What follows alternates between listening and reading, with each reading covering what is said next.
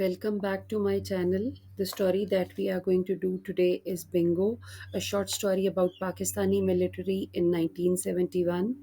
Bingo is actually name of a card game that is full of tricks, full of treachery, and the same happened in the East and West Pakistan when the Indian forces they supported the Eastern Pakistan, that is today's Bangladesh, to uh, rebel against West Pakistan.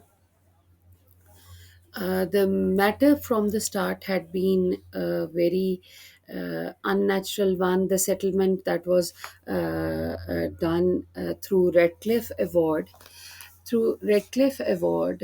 uh, the Muslim majority areas on the eastern side were called East Pakistan, whereas the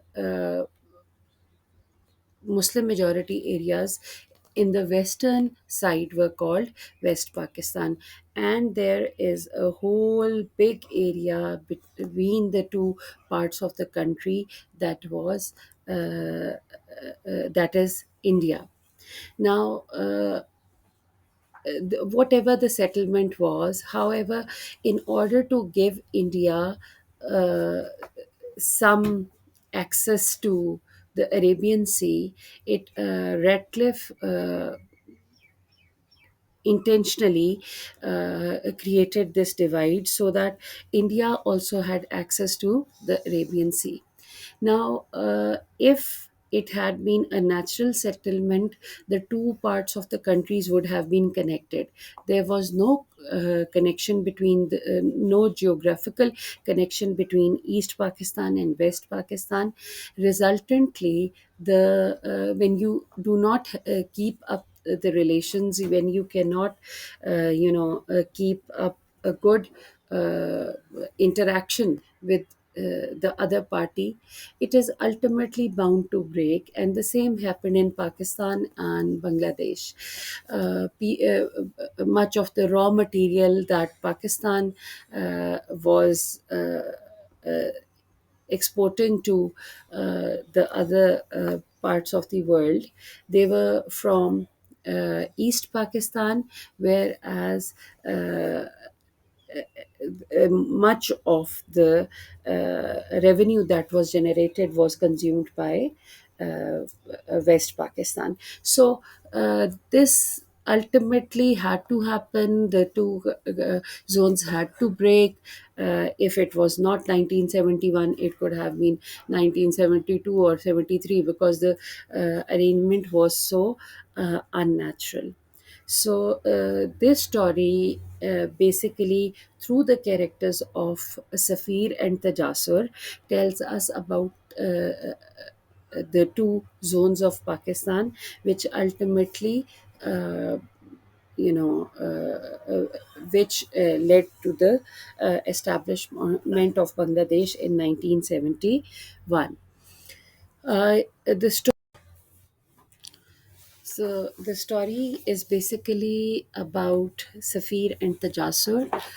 Both of them are cadets in Pakistan Military Academy, and Safir is considered to be the topper. He is a very excellent cadet who has no negative remark to his credit. Whereas Tajasur, he's considered to be an eccentric sort of a person who is representative of East Pakistan, which later became Bangladesh. On the other hand, Safir is a representative of West Pakistan, the current area, the current geographical feature, geographical region that is called Pakistan today. So the story is basically about the 1971 political tensions that led to the secession of East Pakistan.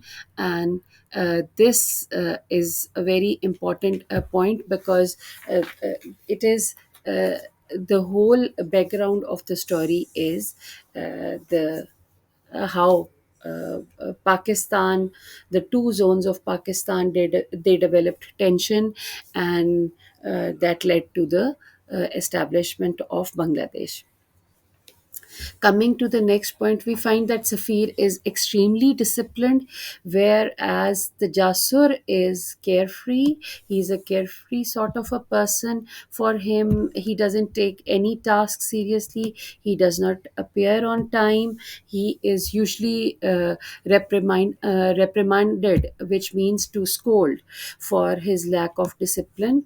However, there is something innocent in him, something charming in him that wins people over. And Safir is not happy with this, because for him, this unserious attitude, uh, he believes that it always gets the group into trouble. So Safir's strict and authoritative nature, it reflects the military culture of any country, and how the individuals usually they react in times of unrest. Safir is very patriotic. Rather, he's patriotic to the extent of being stubborn.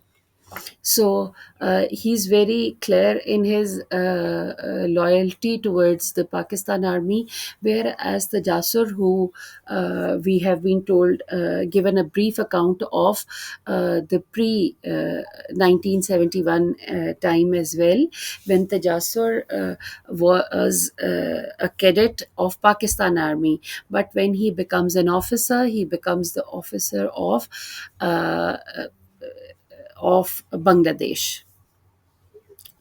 So much of the story is about Safir, who is a lieutenant. A lieutenant is the second rank in officers in any army, and he has got mixed feelings about whatever is happening in this in Bangladesh and in Pakistan. Um, eh, eh, we find that the Jasur, he is a Bengali officer who, without any doubt, supports his country, his part of the land, and this brings us to the reason why the arguments between the two friends continue to grow. However, we come to know that it is the Jasur who tries to be loyal to his friend, whereas Safir, he continues to consider the Jasur as someone stupid, someone who cannot function, who cannot live a normal life. We come to know that we are going to do the plot of the story in this video later. However, this is the brief summary of the story.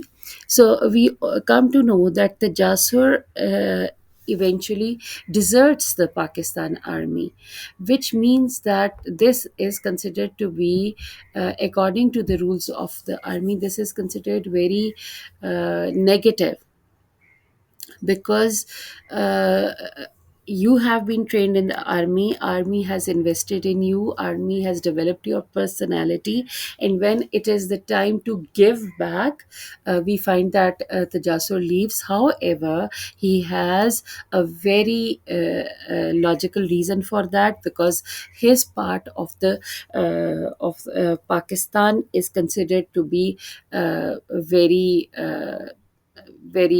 insignificant by the West Pakistan. According to Safir, the army in East Pakistan were Bengali rebels. And this keeps on shocking Safir, that how can a group who has been trained by the army, how can uh, that group be, uh, you know, a rebel? How can they revolt against any country? Then we come to know that there is a brutal military operation which is headed by Safir. And when there are military operations, it does not mean that you are just going to go and capture a place. For you, the life, honor, and wealth of the people who are being captured is. There is no difference in that. You go and rape the women there, you go and take their wealth, you go and kill their people, and this bloodshed ultimately continues, and the rifts between the two countries, or the rift between the two countries, continues to grow. So we come to know that Safir is captured by Mukti Bahini. It is their Mukti Bahini is the it's a group that was leading the freedom struggle of Bangladesh. Here he meets Major Saifur Rahman. He comes to, and through him, he comes to know, Safir comes to know that Bangladesh has declared itself free, liberated. And when he comes to know that Safir is going through a clash of a phase where his own personality is going through a lot of clashes. uh, Safir feels guilt as well. However, he is uncertain that how his how he is going to be punished for his actions. And he knows in his heart of hearts that he has been ruthless in his duty towards his country, because he was representing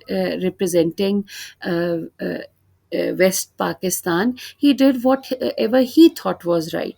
So, upon his capture, he thinks whether thinks what sort of treatment is he going to face because of his uh, uh, the cruelties he has incurred upon the East Pakistanis. How then we come to know that it is Major Saifur Rahman, uh, in a brief trial, which was an open trial in front of the people. He says that he is going to be Safir is going to be killed in the morning. Uh, it is at that time when Safir is when Safir is locked up and he's waiting for death in the morning. Tajasur comes to rescue him, and he takes him to his own place. Then we come to know that Tajasur keeps Safir for 3 days, and the 3 days that they that have been described here, we come to know that both the mother of Tajasur as well as the sister of Tajasur, both of them treat Safir very well. Uh, Tragically, the army from West Pakistan, they come to know about the whereabouts of Safir, and they attack the Jasur's house, where they first of all kill the Jasur, and then they rape his sister. And there is they do not let Safir even speak up for himself, and Safir does not he does not defend his friend. And we find that it's tragically it's only the mother who is alive, who has witnessed her daughter being raped in front of her. And then Tajasur, out of pity and despair, because he understands that for a mother it is very difficult to survive if her children are victimized. So, out of pity, he kills the Jasur's mother. Here, the story ends with Safir feeling numb. He does not uh, express any sort of feelings, whether whatever he did was right, whether it was wrong. However, he is upset, and he just comes to know at the end of the story that Pakistan has surrendered and Bangladesh has been liberated. It has become a new country. And the reader is left to think what the opinion of Safir is. He is left to think what Safir actually thinks at the end, because it is such a state where nothing can be said for confirmed. Now we are going to move to a detailed summary of the plot. Let's go ahead. So, coming to the story, we come to know that the story starts by telling you about the rigors of military training. That is, where there is an environment of discipline. You have to do each and everything on time. You have to do the parades. There is rigorous, rigorous exercise as well.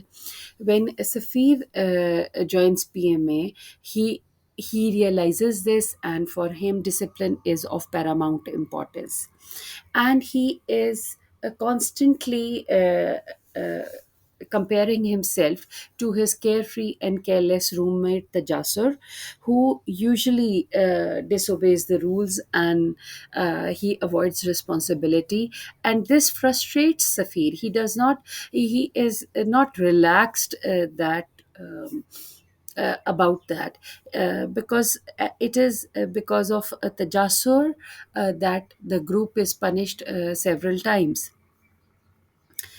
And we find that his nonchalant attitude, that is the Jasur's carefree attitude, gets two sort of responses from the people around. Some of them consider they admire him, and the others ridicule him, because in the army you cannot do anything that is ultimately going to lead you towards something bad. So the exposition of the story, exposition of plot, it starts with the description of the military training that both of these characters, the Jasur and Safir, are receiving at PMA. And PMA is it's a military academy, Kakul, near Aptabad. So we come to know in the next point here, the exposition continues that the Jasus popularity and about we come to know about the Jasus popularity and rebellious nature. Now, we as an average human being, we question that how can the Jasur get away with his with all his lack of care. So we find that he is witty, he is charming, he knows how to attract people, how to handle them, and uh, uh, it's most of the time he gets away with it, but at other times he brings the whole group to the state of being collectively punished. And Safir, because he is a typical cadet, representative of the Pakistan army, he considers this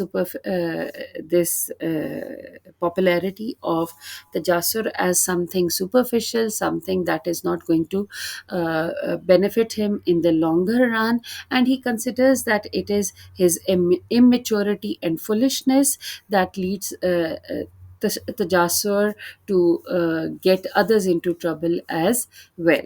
However, he quotes some incidents as well when Tajasur, in order to avoid a long walk, he uses the military truck, and the whole group.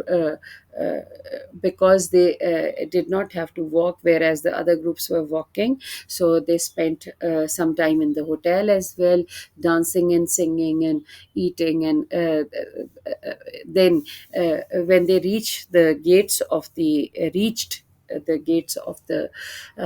academy, they this group found they were given third prize. So he does not only enjoy himself, he keeps on you know uh, uh, helping others to enjoy as well.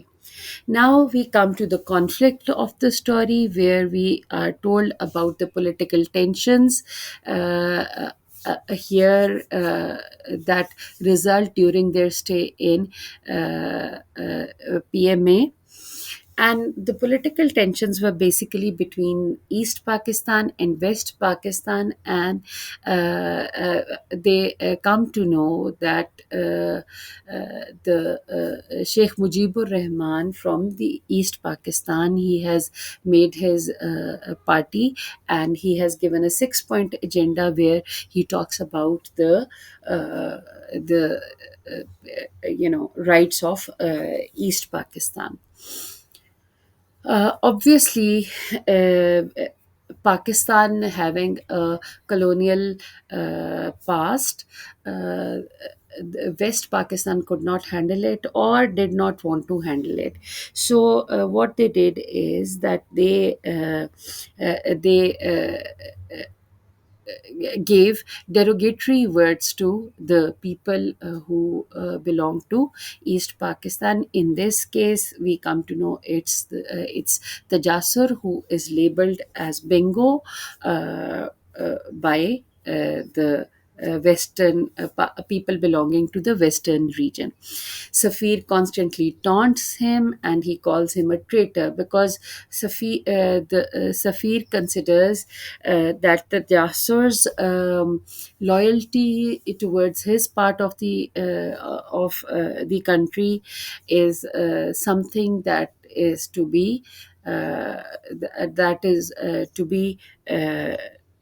that is not to be valued. For him, the Jasur is someone who has rebelled, someone who has gone against his country.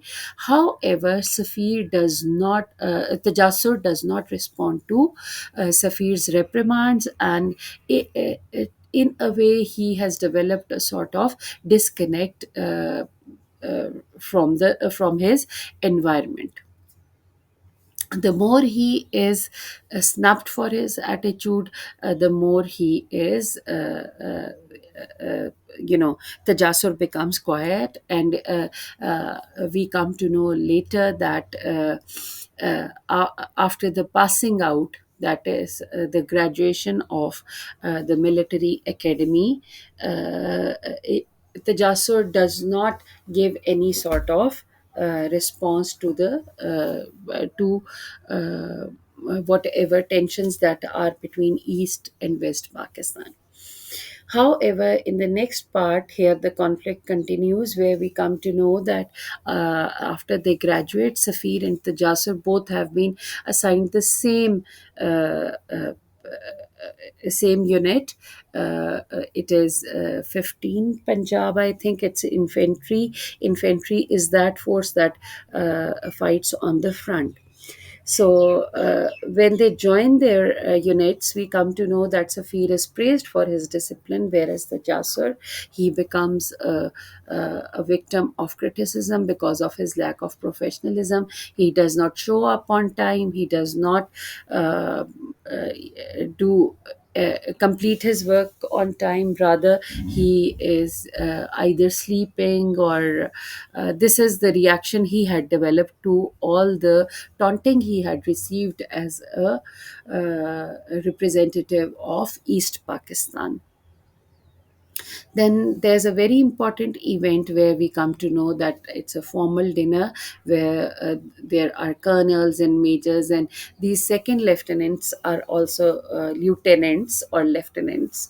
They are also there, and here the officers are talking about the current political situation between East and West Pakistan, and the juniors are supposed to be quiet. Here we come to know that when the seniors are having a discussion, the Jasur just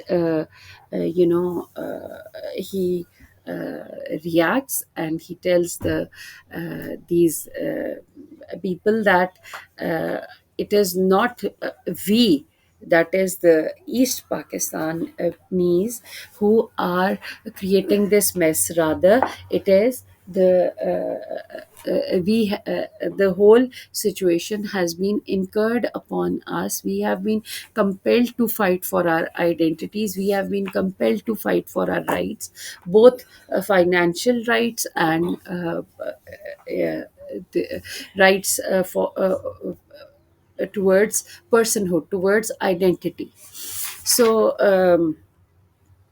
uh, obviously, when he voices his opinions with such bravery, uh, the whole the officers there are shocked, and he is segregated, he is isolated by the people.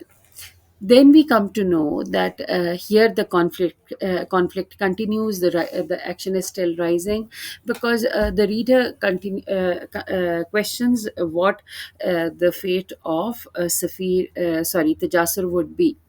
So there is a growing divide between Tajasur and Safir, as well as Tajasur and his regiment.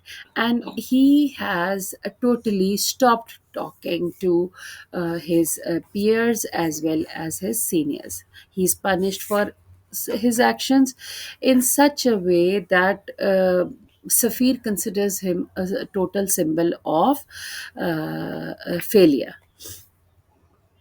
Then we come to know that here the story, uh, it tells us about the rigid military life that these officers lead, because for them there is no feeling of empathy for anyone, and they continue to torture for them. If the enemy is uh, bad, it is negative, it should be considered bad or negative by the whole of the army.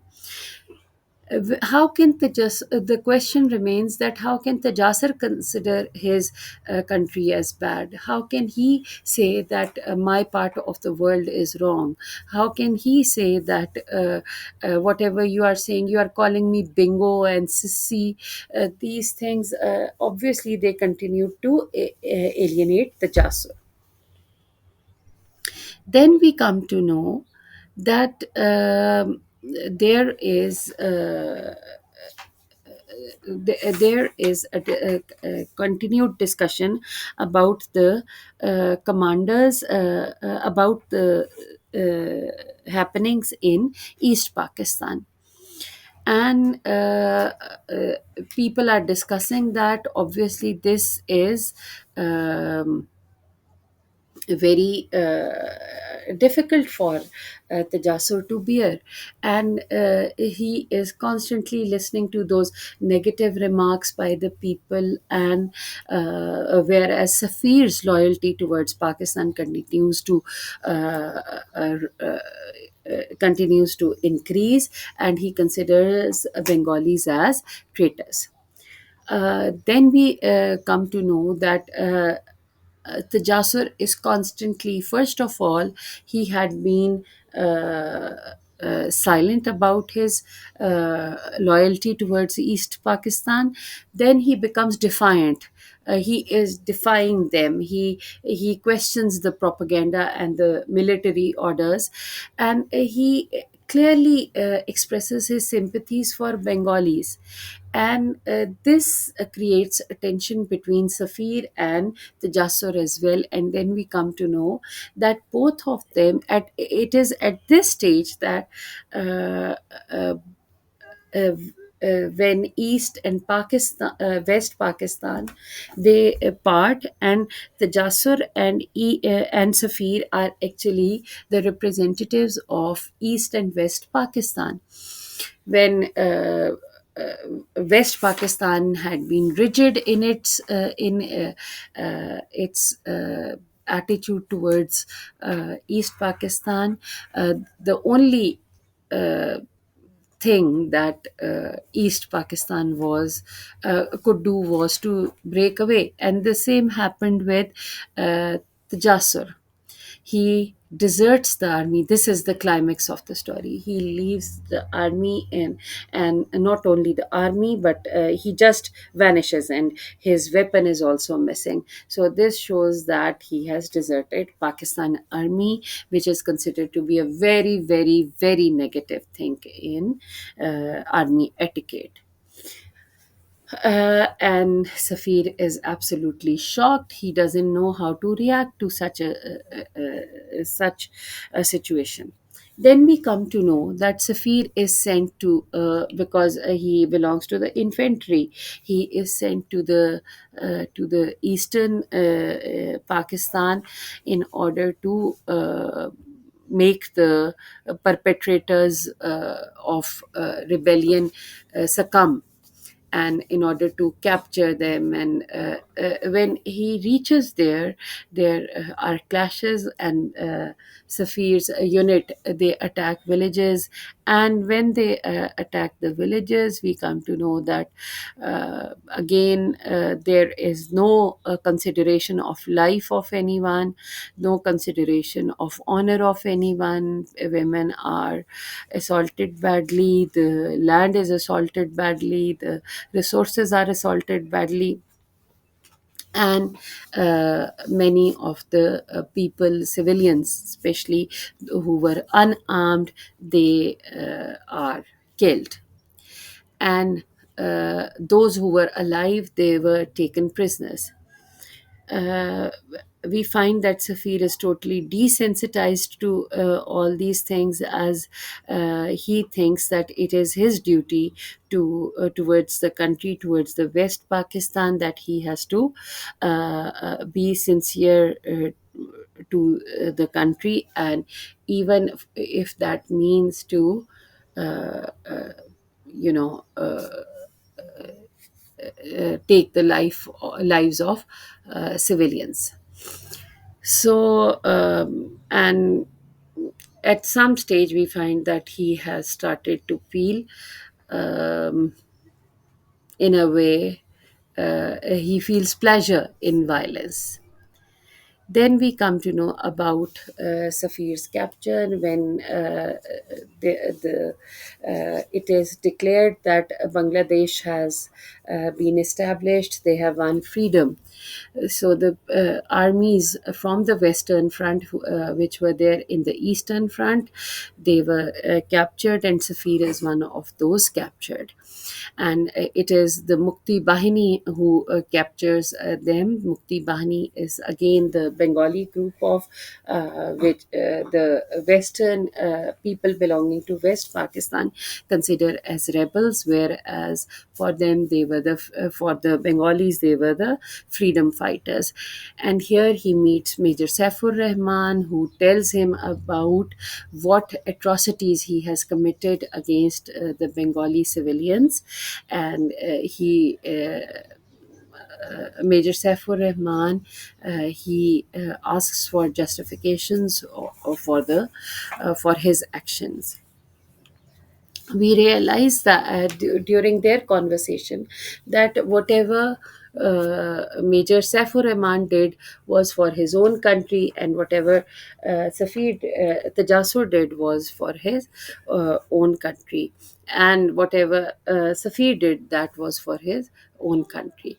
So all of them were doing whatever they were doing, even committing violence, because of their love for the country.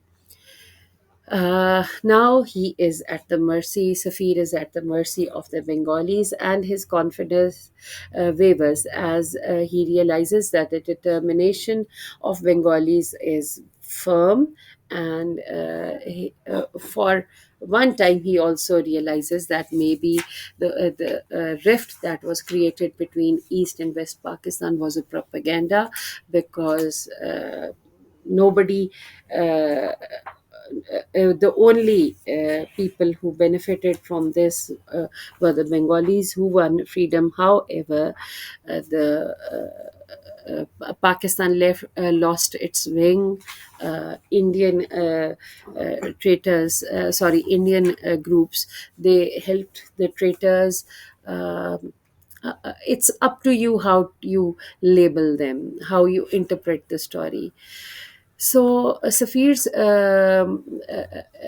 at this stage, the reader gets confused as well, and the same happens with Safir. It seems as if you are living with Safir, you are living with the insensitivity of Safir. You have seen him realizing that whatever he's doing is wrong.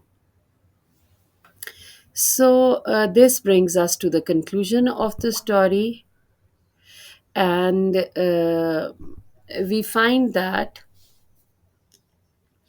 uh, when the orders for Safir's death are given by the Major Saifur Rahman, he is put into a small cell where Tajasur comes to rescue Safir.